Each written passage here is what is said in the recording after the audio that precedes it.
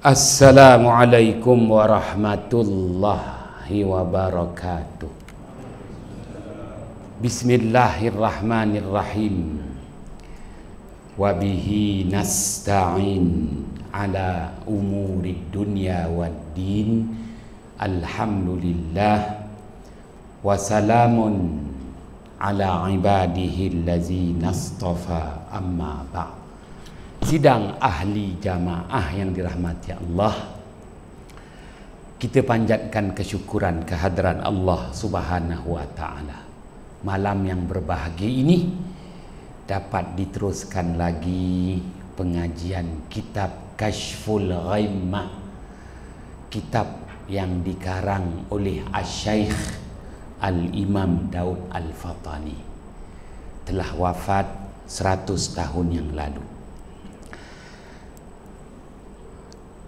Kitab Furu' Masail berada di bahagian ruangan utama, manakala kitab Kashful Ghaimah ini berada di ruangan tepi, halaman tepi, yang disebut dengan istilah hamish, ruangan tepi kitab. Jadi kitab utamanya Furu' Masail, pengarang yang sama. Ditakuti kitab kecil ini hilang, maka digandingkan kitab Furu' Masail membicarakan tentang fiqh, digandingkan dengan kitab Kashful Ghaimah di ruangan tepi, kitab yang membicarakan hal ehwal kematian. Halaman yang ke-31 di ruangan tepi kitab Kashful Ghaimah, kita dah sampai kepada babun maja'a anna lil mauti sakaratin wa ma yata'allaqu bih. Bismillahirrahmanirrahim. Qala musannifu rahimahullahu ta'ala wa nafa'ana bihi wa bi'ulumihi fid daraini amin. Ini suatu bab pada menyatakan barang yang datang, bahawa bagi mati itu beberapa mabuk dan barang yang bergantung dengan dia. Asy-Syaikh Al-Imam Daud Al-Fathani menjelaskan kepada kita bahawa tanda-tanda kita ini akan menempuh kematian apabila berlaku pada diri kita beberapa situasi mabuk. Bukan mabuk laut, bukan mabuk akibat tersalah makan, bukan mabuk akibat daripada minuman keras, tetapi mabuk di situ dek kerana terkejut, dan yang kedua mabuk di situ dek kerana terlalu sakit, oleh kerana tersangat sengsara menghadapi bisa perit sakit, menyebabkan kita menjadi orang yang mabuk. Apabila mabuk, tak menentu penglihatan mata, pendengaran telinga, hiduan hidung, deria rasa lidah, deria sentuh telapak tangan dan telapak kaki. Sebab itu orang mabuk di jalan tak betul, dek kerana berlaku gangguan pada panca indera yang 5. Maka tanda-tanda nak mati ialah mabuk. Mabuk dek kerana terkejut, melihat sesuatu yang tak pernah dilihat, mendengar sesuatu yang tak pernah didengar, menghidu sesuatu yang tak pernah dihidu, merasa sesuatu yang tak pernah dirasa. Tuan Haji Abdul Jalil. Jadi menyebabkan kita mabuk. Panca indera yang 5 dah tak dapat menguasai dan tak berfungsi lagi. Mabuk kerana terlalu sakit dan mabuk kerana terkejut. Apabila panca indera kita yang 5 melihat sesuatu yang tak pernah dilihat, mendengar sesuatu yang tak pernah didengar, menghidu sesuatu yang tak pernah dihidu, merasa sesuatu yang tak pernah dirasa, menyentuh sesuatu yang tak pernah disentuh, maka datanglah mabuk. Dan mabuk itu sebagai tanda-tanda kematian. Sebagaimana yang Allah Subhanahu wa taala firmankan pada ayat 19 surah Qaf, ba'da a'udzu billahi minasyaitonir rajim, wa ja'at sakratul mauti bil haqq dzalika ma kunta minhu tahid. Sadaqallahul azim. Dan telah datanglah mabuk kematian dengan kebenaran. Demikianlah perkara yang selama ini kamu cuba melarikan daripadanya. Tak ada siapa yang nak mati. Tapi apabila dah mabuk, mabuk bukan tersalah makan, tersalah minum. Tidak. Mabuk bukan mabuk laut, mabuk darat. Tidak. Mabuk kerana yang dinyatakan tadi. Maka Maha Pengasih, Maha Penyayangnya Allah, sebelum kita ini dimatikan, kita didatangkan situasi mabuk. Setelah mabuk, barulah kerja-kerja memisahkan roh daripada tubuh jasad manusia itu sendiri.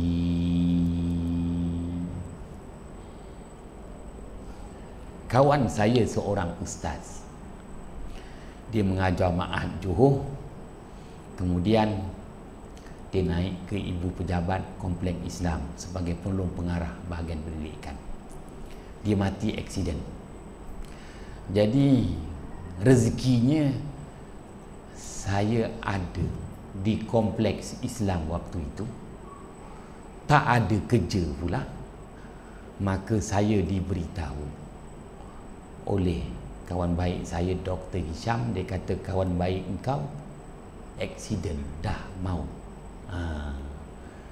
Saya pun ada kosong, pergilah tu tanya dengan Dr. Hisham, cuba engkau tengok dulu sebelum keluarga dia ambil ni, sama ada dia mati sebelum aksiden atau dia mati selepas aksiden. Kawan saya Dr. Syamuddin Salam, doktor pakar tu, ialah dia ortopedik. Maka dia kata, apa keperluan kau nak tahu benda tu? Saya kata, aku nak tahu, nak mengesahkan kau adalah layak mendapat jawatan JUSA, doktor pakar JUSA. Aku ni jawatan kecil. Jadi JUSA dia kena bagi dan senaraikan sebab-sebab kematian dengan detail sesuai dengan tangga gaji yang kerajaan bagi pada dia. Terdiam dia. Hasil siasatan apa nama postmortem. Keluarga apa dia beritahu dengan saya, nampaknya sahabat engkau ni mati sebelum aksiden. Sebelum aksiden dia dah mati tu. dia langgar dekat Lebuh Raya. Betul lah, lori belakang dia itu nampak kereta dia dah berpusing dulu. Berpusing-pusing Tuan Jalil, dia langgar dekat tepi apa tu, divider tu, dam, berhenti. Jadi lori tu tak bersalah lah, kesian lori disalahkan kan. Lori tu kata dia nampak kereta tu berpusing-pusing, dia pun perlahan bagi lampu, pusing-pusing, dam, malam. Esok nak mesyuarat. Mesyuarat apa? APC, Anugerah Perkhidmatan Cemerlang, yang memastikan aku bukan calon. Sampai kini aku tak dapat APC. Dia nak mesyuarat malam tu, rupanya malam tu aksiden. Dam, meninggal dunia. Masa tu Ustaz Hudairi masih lagi jadi pengetua Mahat Johor. Maka saya pun beritahu kawan aku tu, kau dah jusasi, gunakan ilmu yang Allah beri pada kau belajar pandai dulu kat UKM. Dia kata hasil postmortem dia sendiri buat, mati sebelum aksiden. Bahan bukti pada jantung. Dia tengok jantung tu aja, jadi dia boleh tahulah berulam jantung apa nak? Berulam jantung.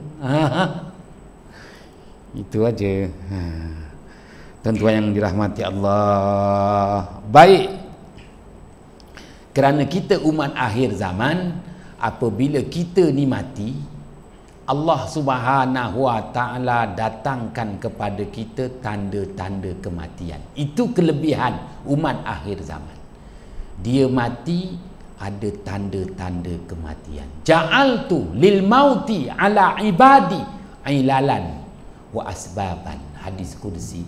Allah berfirman, Rasulullah bersabda, riwayat Imam Ahmad, aku jadikan kematian yang menimpa umat, yang menimpa hamba-Ku itu ilalan, adanya penyakit yang dihinggap ataupun sebab-sebab kematian.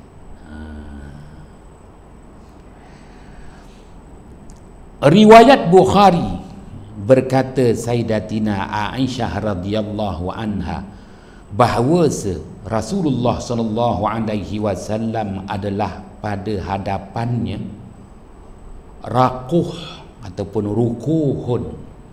Apa makna raquhun?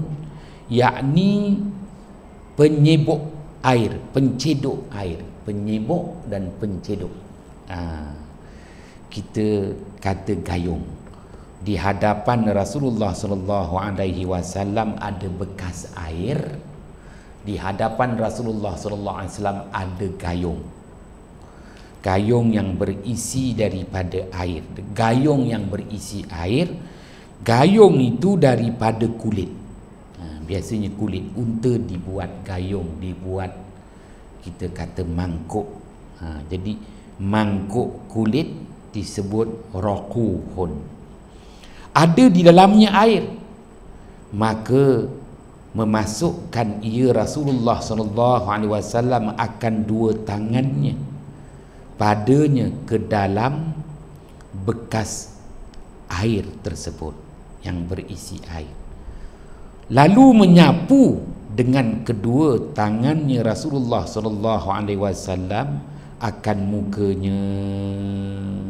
Dan bersabda Rasulullah sallallahu alaihi wasallam, la ilaha illallah, bahwasanya adalah bagi mati ini mabuk.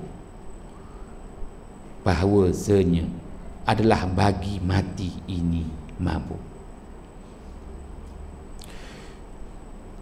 Kemudian mendirikan Rasulullah sallallahu alaihi wasallam tangannya yang mulia dan jadilah ia bersabda Ar-Rafiqul A'la, hingga dicabutkan roh baginda Muhammad sallallahu alaihi wasallam, barulah nampak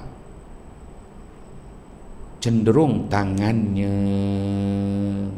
Dengan kata lain, berdasarkan hadis riwayat Imam Al-Bukhari, Sayyidatina Aisyah menyaksikan sendiri apabila Sayyidatina Aisyah diminta oleh Rasulullah sallallahu alaihi wasallam membawa bekas berisi air, mangkuk kulit berisi air, diletakkan di sisi baginda Muhammad sallallahu alaihi wasallam. Rasulullah sallallahu alaihi wasallam ketika itu duduk di pembaringannya. Lalu Rasulullah celupkan kedua tangan Rasulullah sallallahu alaihi wasallam dalam mangkuk kulit tersebut.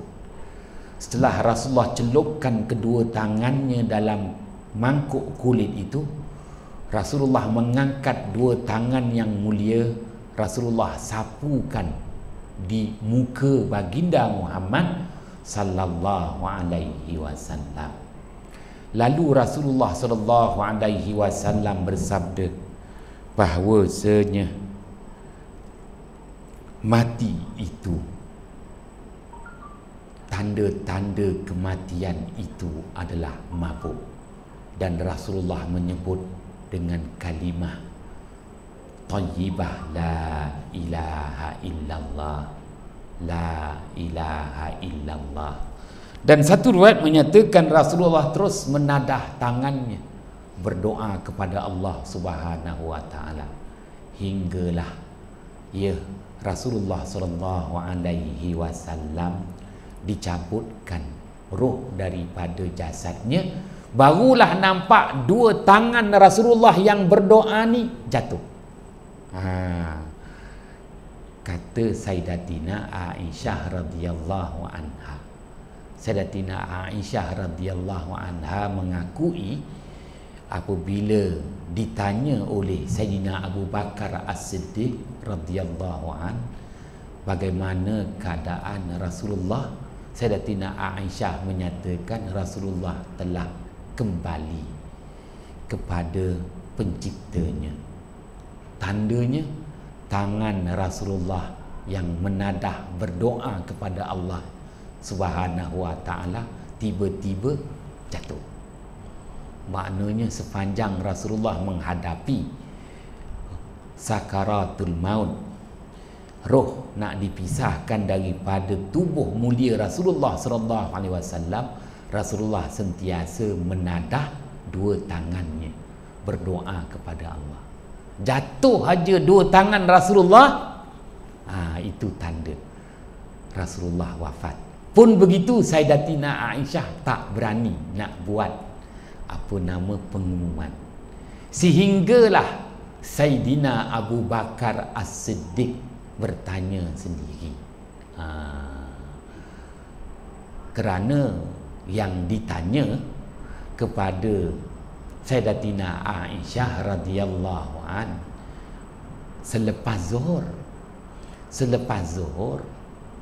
sembahyang fardu zuhur, kerana sewaktu nak menunaikan solat fardu zuhur, nampak tangan Rasulullah beri isyarat kepada Sayyidina Abu Bakar As-Siddiq menjadi imam. Baik, Sayyidina Abu Bakar menjadi imam. Untuk solat fardu asar, Rasulullah tanya dengan Sayyidatina Aisyah, maknanya lepas zuhur sebelum asar lah. Maka Sayyidatina Aisyah menyatakan tangan Rasulullah tu dah jatuh. Yang Rasulullah berdoa tu dah jatuh dah. Pun begitu Sayyidina Abu Bakar teruskan dulu solat fardu asar. Selepas sembahyang fardu asar, barulah Sayyidina Abu Bakar As-Siddiq menyuruh Sayyidina Ali masuk ke kamar Rasulullah untuk buat kepastian bagaimana perkembangan baginda Muhammad sallallahu alaihi wasallam. Apabila Sayyidina Ali masuk ke kamar Rasulullah sallallahu alaihi wasallam, Sayyidina Ali dapati Rasulullah telah kembali ke rahmatullah. Persoalannya, adakah Rasulullah wafat antara zuhur dengan asar? Apapun keterangan Sayyidatina Aisyah itu begitulah. Maknanya akhir sekali Sayyidatina Aisyah bawa mangkuk kulit, letak di hadapan Rasulullah sallallahu alaihi wasallam. Waktu tu nak sembahyang zuhur. Sangkanya Rasulullah nak ambil wudu. Rupanya Rasulullah celup dua tangan dia Kemudian Rasulullah sallallahu alaihi wasallam sapu muka dia dengan menyebut la ilaha illallah. Dan ada menyatakan Rasulullah berdoa, Allahumma hawwin alayya sakaratil maut. Kemudian nampak Rasulullah terus mengangkat dua tangannya berdoa. Lalu Rasulullah bagi isyarat kepada Sayyidina Abu Bakar untuk mengimami solat fardu zuhur. Itu cerita dia. Jadi rumah Rasulullah sallallahu alaihi wasallam pada ketika itu benar-benar bersebelahan dengan Al-Masjidun Nabawi. Jadi Rasulullah cukup dengan membuka jendela rumahnya, maka Sayyidina Abu Bakar nampak tangan Rasulullah memberi isyarat kepada beliau untuk mengimami solat fardu zuhur. Dengan pembesaran Al-Masjidun Nabawi di zaman Sayyidina Uthman ibnu Affan radhiyallahu an, maka rumah Rasulullah dan bilik utama Rasulullah sallallahu alaihi wasallam berada di dalam Al-Masjidun Nabawi. Sebelum itu tidak. Rumah Rasulullah betul-betul bersebelahan dengan Al-Masjidun Nabawi. Apabila Rasulullah buka tingkap jendela bilik dia, maka sahabat nampak Rasulullah ada. Tuan-tuan, apabila Sayyidina Uthman ibnu Affan radhiyallahu an menjadi khalifah, pembesaran Al-Masjidun Nabawi, maka rumah Rasulullah itu dah jadi sebahagian daripada Al-Masjidun Nabawi. Sebagaimana yang Rasulullah berwasiat, baiti qabri, baiti qabri, bilik tidur aku inilah pusara aku. Maknanya Rasulullah beri wasiat ketika Rasulullah selesai menunaikan ibadah haji. Ya, Rasulullah berhenti di Ghadir Khum, RNR antara Mekah dengan Madinah. Rasulullah beritahu kepada Sayyidina Ali dan Sayyidina Abu Bakar, baiti qabri, bilik tidur aku itulah pusara aku. Maka tak perlu dibawa ke mahkam pahlawan Kuala Lumpur.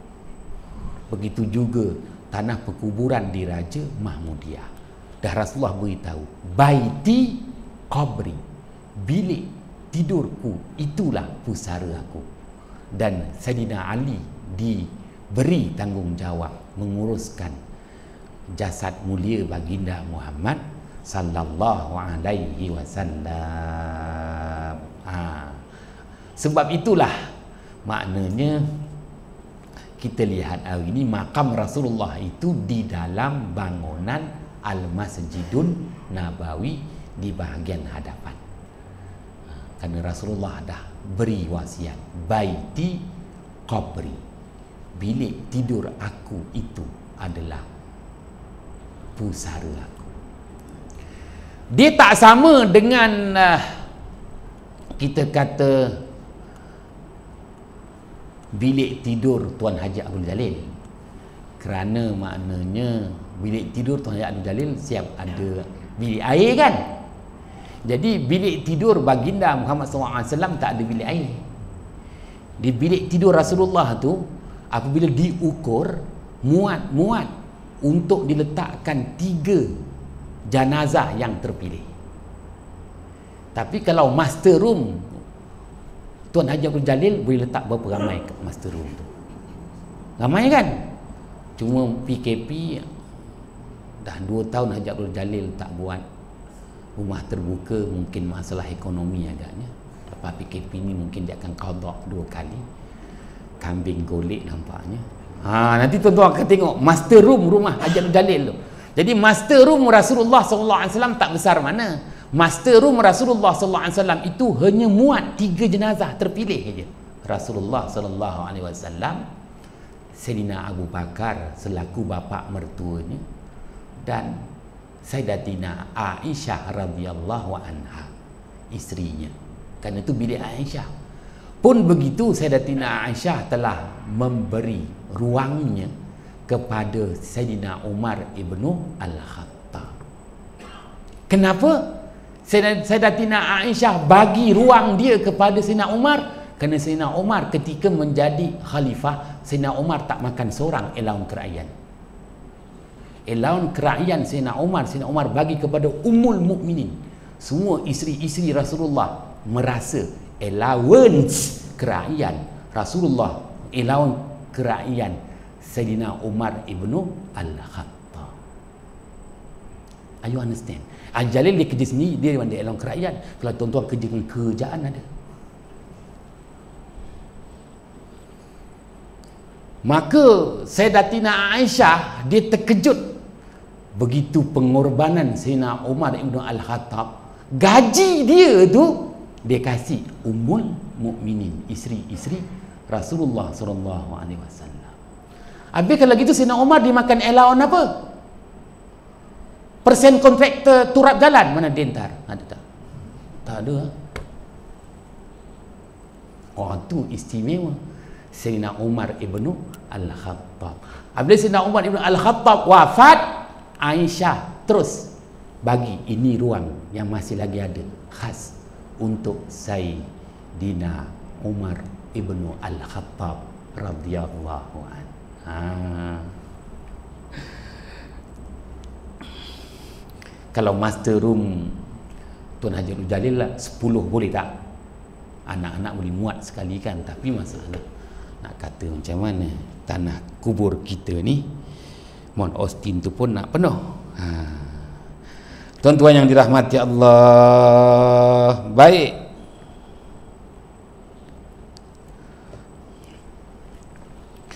Dan adalah Sayyidatina Aisyah radhiyallahu anha berkata, ia tiada mensuka aku seorang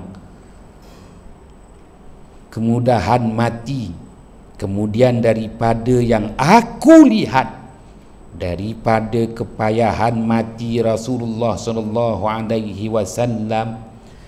Pengalaman Sayyidatina Aisyah radhiyallahu anha, Sayyidatina Aisyah melihat wajah muka Rasulullah sallallahu alaihi wasallam merah padam. Rasulullah kepanasan ketika detik roh nak dikeluarkan daripada tubuh mulia Rasulullah sallallahu alaihi wasallam. Dan Rasulullah dinyatakan oleh Sayyidatina Aisyah radhiyallahu anha, Rasulullah mengidap demam panas selama 3 hari. Jadi penutup hari ketiga tu nampak wajah muka Rasulullah sallallahu alaihi wasallam merah. Merah tu panas. Rasulullah sallallahu alaihi wasallam wafat dengan Allah datangkan sebab-sebab kewafatan Rasulullah sallallahu alaihi wasallam mengidap penyakit demam panas, merupakan seringan-ringan penyakit daripada banyak penyakit. Demam panas antara seringan-ringan penyakit. Rasulullah sallallahu alaihi wasallam bersabda, hadis riwayat Imam Ahmad, hadis riwayat Imam Al-Hakim, atani Jibril bil hamma wa ta'un fa amsaktu al-hamma bil Madinah wa arsaltu at-ta'un ila Syam. Artinya Jibril datang berjumpa dengan aku. Bersama-sama Jibril alaihissalam itu 2 penyakit. Penyakit demam panas dan wabak penyakit yang membunuh. Aku pegang penyakit demam panas, aku letakkan di Madinah. Manakala wabak penyakit aku lontarkan sejauh mungkin ke utara, ke negara Syam sana. Bukan bererti nak bunuh orang Syam, Syria, Jordan, tak. Menandakan Rasulullah lemparkan sejauh mungkin wabak penyakit yang membunuh. Rasulullah menyatakan betapa istimewanya umat akhir zaman diberi pilihan dua penyakit, sama ada wabak, demam panas. Rasulullah ambil demam panas, Rasulullah letak di bumi Madinah. Itu tanda Rasulullah pilih yang seringan-ringan penyakit. Sidang ahli jamaah yang dirahmati Allah, dan Rasulullah lepaskan, lontarkan sejauh mungkin penyakit wabak yang membunuh manusia. Tuan-tuan yang dirahmati Allah, baik, demam panas merupakan seringan-ringan penyakit demam panas. Apa makna demam panas? Asy-Syaikh Al-Imam As-Suyuti mengumpul hadis-hadis pilihan dalam kitabnya Al-Jami'us Shaghir. Kemudian dihurai lanjut oleh Asy-Syaikh Al-Imam Al-Manawi dalam kitabnya Faidul Qadir. Asy-Syaikh Al-Imam Al-Manawi mengambil keterangan Asy-Syaikh Al-Imam As-Suyuti wafat sekitar 400 tahun yang lalu. Demam panas merupakan satu keadaan di mana tiga benda, OKT, organ, kelenjar, tisu manusia panas. Oh, memanglah panas. O, organ, K, kelenjar, T, tisu. Itulah yang membina tubuh susuk badan manusia. Organ, kelenjar, tisu, semuanya panas. Kenapa? Kenapa? Kerana panas adalah jalan yang paling mudah untuk memisahkan roh daripada jasad. Maka oleh kerana itu, manusia akan merasai panas pada kulitnya, panas pada dagingnya, panas pada tulang dan sendi-sendinya. Tuan Haji Abdul Jalil, asyik dia je kena. Tak apalah, kan di sebaya aku tak tahu siapa pergi dulu. Apapun Tuan Haji Abdul Jalil, apabila kau rasa kulit kau panas, daging tidak, tulang tidak, masih ada peluang lagi untuk jual iron ore. Are you understand about the iron ore? Don't know about that? Okay. Tak apa. Tetapi apabila Tuan Haji Abdul Jalil merasai kulit tu panas, daging panas, tulang panas, kalau orang tua cakap sejuk sampai ke tulang, kali ni tak, panas tu sampai ke tulang. Kulit panas, daging panas, tulang panas, sendi panas. Jadi iron ore yang masih banyak lagi bersama bauxite tu, engkau serahkan pada aku lah Jalil, untuk mudahkan, kan? Lebih baik esok engkau buat wasiat shop. Ada ramai kat sini yang tu, serahkan pada Ustaz Hanafiah sekiranya kulit panas, daging panas, tulang panas. Apabila panas tu menandakan roh akan keluar daripada jasad, memudahkan roh keluar daripada jasad. Ada seorang wanita, okeylah saya kata pangkat ibu lah, umurnya berapa tahun, orang masih tahulah berapa tahun, duduk dekat, betul-betul dekat dengan apa nama, hospital Pakar Putri, kampung Dato' On, kan, dekat dengan rumah Husin On. Tun Husin On ada rumah kat situ, kan, tu nama kampung Dato' On. Aun tu bahasa Arab, pertolongan. Jadi Dato' Tun Husin Aun, pertolongan tu. Rumah situlah, banglo kat situ. Jadi apabila saya diminta anak-anak dia untuk melihat bonda dia, Kerana 3 tahun lalu saya pun pergi ziarah. Apabila saya pegang tangan dia, pegang kaki dia, saya kata, lambat lagi lah. Anak dia tanya, ustaz tahu macam mana? Kau kan doktor pakar, gaji besar, belakang pula bekerja kat sini, kat belakang aja, gaji 65,000. Malu tau kau tanya aku. Jadi lebih baik gaji kau serah pada aku. Marah dia. Macam mana ustaz boleh tahu suka-suka? Itulah, aku pun tak tahulah. Yang aku tahu, aku belajar kitab itu je. Jadi pegang tangan dia, pegang kaki dia, saya kata macam lama lagi. Cuma ada benda mengusik ni, aku cakap dah lah, selesai. Cukup 3 tahun, saya pun diminta datang bawa orang rumah sekali. Sebelum tu saya pergi seorang-seorang, bawa anak saya berdua, anak saya pergi makan aja kat situ. Kita pun pegang tangan, pegang kaki. Saya kata, tunggu 7 hari lagi. Anak ni doktor pakar tau. How can you talk about that? Orang cakap putih. Difficult for understand lah. Saya pun beritahu dengan dia. Itu yang aku tahu, banyak lagi aku tak tahu. Jadi kalau nak tahu lebih lanjut, gaji sebulan tu serah pada aku. Aku boleh cerita.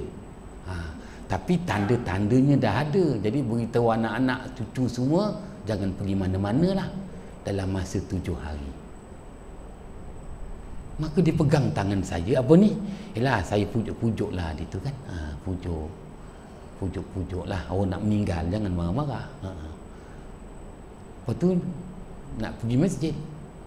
Semua tanya, ustaz nak ke mana? Pergi masjid lah. Itu dah kerja aku, gaji aku.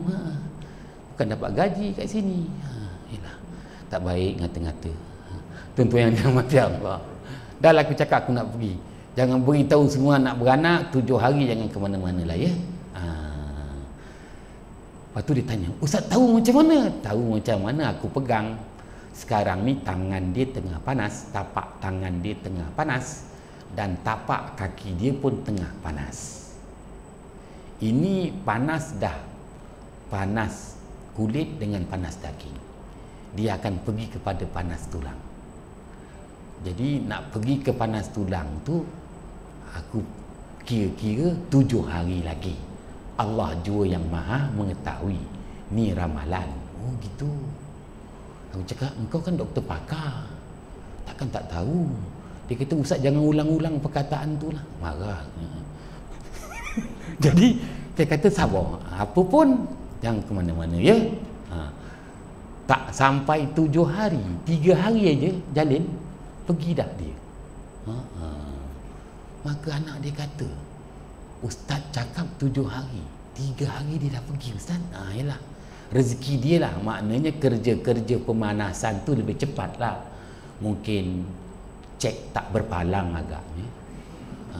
Jadi kerja-kerja pemanasan tu, jadi dipanaskan kulit, daging, tulang ni untuk memudahkan roh keluar daripada jasad. Setelah dipanaskan tu Haji Taylor, Haji Taylor pegang tangan tu, panas ke sejuk? Habis dah pegang panas, tiba-tiba Haji Taylor balik rumah nanti, Haji Taylor rasa tapak tangan seram sejuk, tapak kaki seram sejuk, minta anak pun pegang, dah sejuk.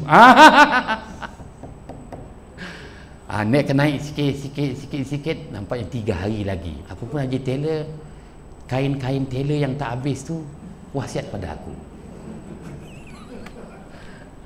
Tuan-tuan yang dirahmati Allah, tak ada cara lain ke untuk dipisahkan roh daripada jasad? Cara yang paling mudah, sembelih kambing, sembelih lembu tu, itulah cara paling cepat roh pisah daripada jasad. Tapi cara paling lembut, istimewa untuk orang yang beriman, memang dipanaskan. Memanglah sakit, siapa kata tak sakit? Jadi SOP, nanti kena bayar 1,000, aku bayar, Soroh tak nak bayar. Baik aku berhenti. Salah, silap, mohon jutaan kemaafan. Bismillahirrahmanirrahim. Fafahamnaha Sulaimana wa kullan ataina hukman wa ilma wa sakharna ma'a Daudal jibala yusabbihna wa tayra wa kunna fa'idin. Ya hayyu ya qayyum ya Rabba Musa wa Harun wa ya Rabba Muhammadin sallallahu alaihi wasallam alaihim ajma'in. Assalamualaikum warahmatullahi wabarakatuh.